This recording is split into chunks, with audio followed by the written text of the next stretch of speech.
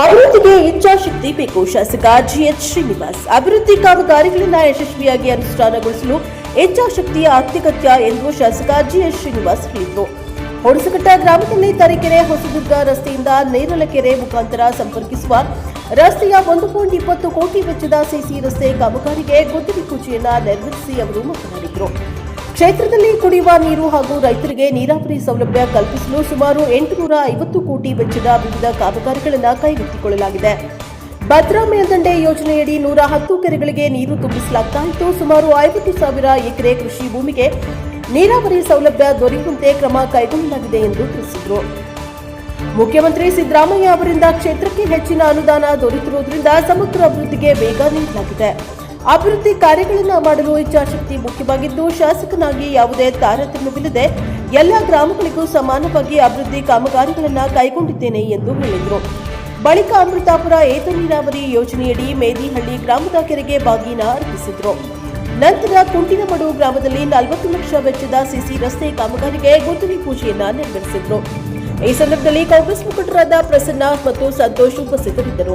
ಹೊಣಸಘಟ್ಟ ಗ್ರಾಮ ಪಂಚಾಯಿತಿ ಮಾಜಿ ಅಧ್ಯಕ್ಷ ಎಚ್ಜಿ ಮಂಜುನಾಥ್ ಮಾತನಾಡಿ, ಸಾಮಾನ್ಯರ ಕಷ್ಟ ಸುಖಗಳಿಗೆ ಸ್ಪಂದಿಸುವ ಜನರ ನಡುವೆ ಬೆರೆತು ಕೆಲಸ ಮಾಡುವ ಏಕೈಕ ಶಾಸಕ ಜಿಎಚ್ ಶ್ರೀನಿವಾಸ್ ಎಂದು ಪ್ರಶಂಸೆ ವ್ಯಕ್ತಪಡಿಸಿದರು. ಮಾಜಿ ಗ್ರಾಮ ಪಂಚಾಯಿತಿ ಅಧ್ಯಕ್ಷರಾದ ಮಂಜುನಾಥ್ ಹೆಚ್ಎಲ್, ಜಗದೀಶ್, ಗಂಗಾಧರ್ಯ, ರಮೇಶಣ್ಣ, ಸಿದ್ದಪ್ಪ, ಕೆಡಿಪಿ ಸದಸ್ಯ ಮಲ್ಲಿಕಾರ್ಜುನ್ ಹಾಗೂ ಸಹಾಯಕ ಅಭಿಯಂತರ ಸೋಮಶೇಖರ್ ಸೇರಿದಂತೆ ಹಲವಾರು ಜನರು ಕಾರ್ಯಕ್ರಮದಲ್ಲಿ ಭಾಗವಹಿಸಿದ್ರು. ಬ್ಯೂರೋ ರಿಪೋರ್ಟ್ ಪ್ರದೀಪ್ ಹೆಚ್ಚಿ, ಎನ್ಕೆಎಸ್ ಟಿವಿ4 ತರೀಕೆರೆ. ಆದರೆ ವಾಸ್ತವವಾಗಿ ಇಂಥ ಬರಗಾಲದಲ್ಲೂ ಹುಣಸಘಟ್ಟ ಇಂಥ ದೊಡ್ಡವರಿಗೆ ಕುಡಿಯೋ ನೀರಿಗೆ ಸಮಸ್ಯೆ ಆಗಿಲ್ಲ. ಏನೋ 1-2 ದಿವಸ ಮೋಟರ್ ಸುಟ್ಟೋಗಿ ಸರಿಯಾಗಿ ಅದನ್ನ ನಿರ್ವಹಿಸದೆ ತೊಂದರೆ ಆಗಿರೋದು ಬಿಟ್ಟರೆ ಕುಡಿಯೋ ನೀರಿಗಾಗಿ ಸಮಸ್ಯೆ ಆಗಿಲ್ಲ. ಯಾಕಪ್ಪ ಆಗಿಲ್ಲ ಅಂದ್ರೆ ಜನ ಕೇಳೇ ಇಲ್ಲ. ಕೇಳಕ್ಕಿಂತ ಮುಂಚೆ ಮತ್ತೊಂದು ಬೋರ ಮೆದಕೆರೆ ಕೊಡಿಸಿ ಕಲೆಕ್ಷನ್ ಕೊಡಿಸಿ ನೀರು ಬಿಡ್ತಿದ್ದೀರಿ. ಯಾಕೆಂದ್ರೆ ಕೆಲವ್ರು ಹೇಳ್ತಾರೆ ಮನೆ ಬಾಗಿಲಿಗೆ ಬರ್ಲಿ ಆಮೇಲೆ ಬೋರ್ ಕೊಡ್ಸ್ಕೊಟ್ರಿ, ಅಲ್ಲಿ ತನಕ ಜನಕ್ಕೆ ಅರ್ಥ ಆಗಲ್ಲ ಅಂತ. ಆದ್ರೆ ನಾವು ಮುಂಜಾನಾ ಕ್ರಮವಾಗಿ ನಮ್ಮೂರ ಜನ ತೊಂದರೆ ಆಗಬಾರ್ದು ಅಂತೇಳಿ, ಶಾಸಕರಿಗೆ ಯಾವ ರೀತಿ ಕೆಟ್ಟ ಭಾವನೆ ಅವ್ರ ಮೇಲೆ ಬರಬಾರ್ದು ಅಂತೇಳಿ ಎಲ್ಲ ಮುಂಜಾಗ್ರತಾ ಕ್ರಮವಾಗಿ ನಾವೆಲ್ಲ ಮಾಡ್ತೀವಿ. ಆದ್ರೆ ಕೆಲವೊಂದು ವಿಚಾರದಲ್ಲಿ ಕೆಲವೊಬ್ರು ಜನ ಏನೋ ನೆಗೆಟಿವ್ ಅಲ್ಲಿ ಮಾತಾಡ್ತಾರೆ. ಇವತ್ತು ಇಷ್ಟು ಬರಗಾಲ ಆದ್ರೆ ಎಲ್ಲಾ ಕಡೆ ಕುಡಿ ಭಾರಿ ಆಕಾರ ಆಗಿದೆ. ಪಕ್ಕ ಮೇರಿಹಳ್ಳಿಯಲ್ಲಿ ಗುದ್ದಾಡಿದ್ದಾರೆ, ನರಸೀಪುರದಲ್ಲಿ ಗುದ್ದಾಡಿದ್ದಾರೆ, ವಾಟರ್ ಮ್ಯಾನ್ ಹೊಡೆದಿದ್ದಾರೆ, ಎಲ್ಲದೂ ಗೊತ್ತಿದೆ. ಆದ್ರೆ ಇದೆಲ್ಲ ಹೆಂಗಾಗುತ್ತೆ, ನಮ್ಮೂರಿಗೆ ಇಷ್ಟೆಲ್ಲ ಸಲೀಸಾಗಿ ಆಗ್ತಾ ಇದೆ ಅಂದ್ರೆ ಜನಕ್ಕೆ ಯಾರಿಗೂ ಗೊತ್ತಿಲ್ಲ. ಯಾರೋ ಮಾಡ್ತಾರೆ, ಯಾರೋ ಬಿಡ್ತಾರೆ. ಆದ್ರೆ ಓಡಾಡಿ ಡೈಲಿ ಓಡಾಡ್ತೀವಿ. ಆದ್ರೆ ಏನಾಗಿದೆ ಅಂದ್ರೆ ನ್ಯಾಯಕ್ಕೆ ಕಾಲಿಲ್ಲ ಅಂತಲ್ಲ, ಆ ರೀತಿ ಆಗಿದೆ ನಮ್ಮೂರಲ್ಲಿ. ನಾವು ಕಷ್ಟಪಟ್ಟು ಏನ್ ಬೇಕು ಅಂತ ಎಲ್ಲ ಓಡಾಡ್ತಾ ಇದ್ರೆ ಶಾಸಕರು ಕಮಿಷನ್ ಕೊಡ್ತಾರೋ ಏನೋ ಹಂಗ ಮಲ್ಲಿಕಾರ್ಜುನ್ ದಿವಸ ಓಡಾಡ್ತದೆ. ಈ ತರ ಭಾವನೆಯನ್ನ ಬಿಡಬೇಕು. ಯಾರೇ ಬಂದ್ರು ಸಹ ನಮ್ಮ ಮನೆಗೆ ನನ್ನ ಕೈಯಲ್ಲಿ ಕಳಿಸ್ತೀನಿ, ಅಲ್ದ್ರೆ ನಾನೇ ಬಂದು ಕರ್ಕೊಂಡೆ ಕೆಲಸ ಮಾಡಿಸ್ಕೊಡ್ತಾ ಇದ್ದೀನಿ. ಯಾರಿಗೂ ಪಾಪ ರೇಷನ್ ಕಾರ್ಡ್ ಇಲ್ದವರಿಗೆಲ್ಲ, ವೃದ್ಧಾಪ್ಯ ವೇತನ ಭಾರಿ ಕಷ್ಟ ಆದವರಿಗೆಲ್ಲ ನಾನೇ ಮೇಲೆ ಸಾಹೇಬರಿಂದ ಹೇಳಿಸಿ ಅವರಿಗೆಲ್ಲ ಇನ್ಕಮ್ ಎಲ್ಲ ಮಾಡಿಸ್ಕೊಟ್ಟಿದ್ದೀನಿ ಬಡವರಿಗೆ. ಆದ್ರೆ ಜನಕ್ಕೆ ಅದೆಲ್ಲ ಒಳಕ್ ಹೋಗೋದಿಲ್ಲ. ಎಲೆಕ್ಷನ್ ಬಂದಾಗ ಯಾರ ಶೋ ಕೊಡ್ತಾರಲ್ಲ ಅಂತವರಿಗೆ ಮಾನ್ಯತೆ ಕೊಡ್ತಾರೆ ಜನ. ಈಗ ಅದೇ ರೀತಿ ಮೊನ್ನೆ ಪ್ರೆಸ್ ಗೇಟ್ ಮಾಡ್ಬೇಕು ಅಂತ ನರಸೀಪುರದ ಹತ್ರ ಹೇಳ್ತಾರೆ ಜನ, ಆದ್ರೆ ಯಾರು ಬರೋದಿಲ್ಲ. ಯಾರೋ ಒಬ್ರು ಇಬ್ರು ಹೋಗ್ಬೇಕು, ಯಾರು ಮಾಡ್ತಾರೆ ಬಿಡು, ಏನ್ ಮಾಡ್ತಾರೆ ಅವ್ರ ಜನಗಳಿಗೆ ಸ್ಪಂದಿಸಿದ್ರೆ ತಾನೆ. ನೀವೆಲ್ಲ ಹೋಗಿ ಕೇಳಿದ್ರೆ ಅವ್ರಿಗೆ ಕಷ್ಟ ಗೊತ್ತಾಗುತ್ತೆ. ಈಗ ನಮ್ಮನೆ ಮಗು ಹೇಳ್ತಿದ್ರೆ ಹತ್ರ ಹಾಲು ಕೊಡ್ತೀವಿ, ಅಳ್ದಾಗಿದ್ರೆ ಯಾರು ಹಾಲು ಕೊಡ್ತಾರೆ? ಜನಗಳ ಕಷ್ಟಗಳನ್ನ ಹೇಳ್ಕೊಬೇಕು, ಅವ್ರ ಮನೆಗೆ ಹೋಗಿ ಕೇಳ್ಕೊಬೇಕು. ಎಲ್ಲ ಕೆಲವರು ಗೊತ್ತಿಲ್ಲದ್ರೆ ಹೋಗಿ ಕೆಲಸ ಮಾಡಿಸ್ಕೊಂಡು ಬರ್ತಾರೆ. ಆದ್ರೆ ಕೆಲಸ ಮಾಡಿಸ್ಕೊಂಡು ಬಂದಿರೋದ ಇಲ್ಲಿ ಯಾರ ಹತ್ರನೂ ಹೇಳಿರಲ್ಲ. ಭಾರಿ ಜನ ಹೋಗ್ತಾರೆ, ಅದು ನಮಗೆ ಗೊತ್ತಿದೆ ಎಷ್ಟು ಜನ ಹೋಗ್ತಾರೆ ಅಂತೇಳಿ. ಆದ್ರೆ ಅದನ್ನ ಯಾಕೆ ಜನರ ಹತ್ರ ಮಾತಾಡಲ್ಲ?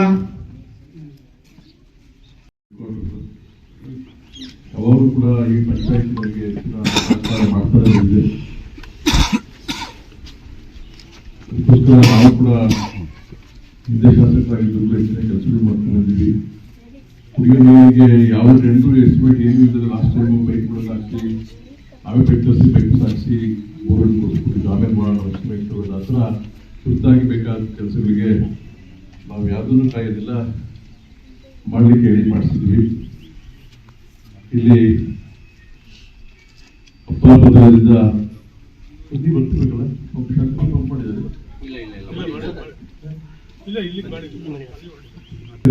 ನೋಡಿ. ಬೇಸಿಗೆಲ್ಲದಲ್ಲೂ ಕೂಡ 4 ಬಾರಿ ನಿಲ್ಲಿಸಿದೆ. ಲಾಸ್ಟ್ ಟೈಮ್ ಶಾಸಕ ಕೂಲಿ ತಲುಪೋದು ಗಲಾಟೆ ಮಾಡ್ತಿದ್ರು. ಕೂಡ ನಾವು ಅಲ್ಲಿ ಹೋಗಿ ಹೆಚ್ಚು ನೀರು ಕೊಟ್ಟಿದ್ದೀವಿ. ತುಂಗಾ ನೀರು ಎಷ್ಟಾಗಕ್ಕೆ ಇನ್ನೊಂದು ತಿಂಗಳಾಗ್ಬೋದು. ಸುಮಾರು 15 TMC ನೀರು ಬಿಡ್ತಾ ಇದೆ.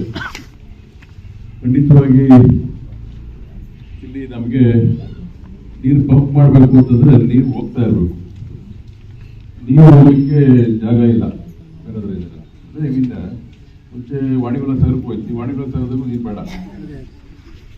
ಹಳ್ಳ ತೊನ್ನೋದು ನಮ್ಮ ರೈತರು ಜಮೀನು ಎಲ್ಲ ಕಿತ್ಕೊಂಡು ಹೋಯ್ತು. ಅವರಿಗೆಲ್ಲ ಕಾಂಪನ್ಸೇಷನ್ ಕೊಡ್ತು. ಸ್ವಲ್ಪ ಕೊಟ್ಟರು ನಮಗೆ ಸಮಾಧಾನ ಆಗಿಲ್ಲ. ಇನ್ನು ಜಾಸ್ತಿ ಕಾಂಪನ್ಸೇಷನ್ ಕೊಡಬೇಕು ಅಂತ ನಾನು ರೈತರ ಪರವಾಗಿ ಕೇಳಿದ್ವಿ.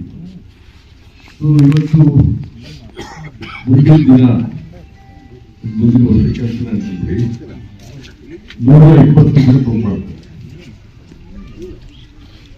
120 ಜನ ಪಂಪ್ ಮಾಡ್ತಾರೆ. ಇವಾಗ ಮಾಡಿರೋದು 30 ದಿನ 40 ದಿನ ಅಷ್ಟು ಮಾಡಿದ್ದಾರೆ. ಅದನ್ನು ಮಾಡಿಲ್ಲ, ಅಷ್ಟು ಮಾಡಿಲ್ಲ. ಅದರಲ್ಲಿ ಸ್ವಲ್ಪ ಕೆರೆಗಳು ತುಂಬಿಸಿದ್ದಾರೆ. ಮುಂದಿನ ದಿನಗಳಲ್ಲಿ ನಾನು ಹೇಳ್ತೀನಿ, ನಮ್ಮ ಈ ಭಾಗದ ಎಲ್ಲ ರೈತರಿಗೆ ನೀರಿನ ಸಮಸ್ಯೆ ಆಗೋದಿಲ್ಲ ಅಂತದ್ದು ಮಾತು. ಮತ್ತು ಮಾರ್ಚ್ ಅಷ್ಟೊತ್ತಿಗೆ ಭದ್ರಾ ಕುಡಿಯುವ ನೀರು ಎಲ್ಲರೂ ಕೂಡ ತಕ್ಕೋಡಿ ಡ್ಯಾಮ್ ನಿಂದ ನೇರವಾಗಿ ಮುರಿ ಬರುತ್ತೆ. ಕೆಲಸಗಳಾಗಿರೋದೆಲ್ಲ ನೋಡ್ತಾ ಇದ್ದೀವಿ. ಮಾರ್ಚ್ಗೆ ಪ್ರತಿ ಮನೆಗೂ ಏನು ಜಲಜೀವನ ಮಿಷನ್ ಪೈಪ್ ಹಾಕ್ತಿದ್ದೀವಿ. ಅದರಲ್ಲಿ ಪ್ರತಿಯೊಬ್ಬರು ಕೂಡ ನೀರು ಬರುತ್ತೆ. ಕುಡಿಯುವ ನೀರಿನ ಸಮಸ್ಯೆ ಕೂಡ ನೀಗುತ್ತೆ. ಮತ್ತು ರೈತರ ಸಮಸ್ಯೆ ಬಹಳ ಮುಖ್ಯ. ಅಧಿಕಾರ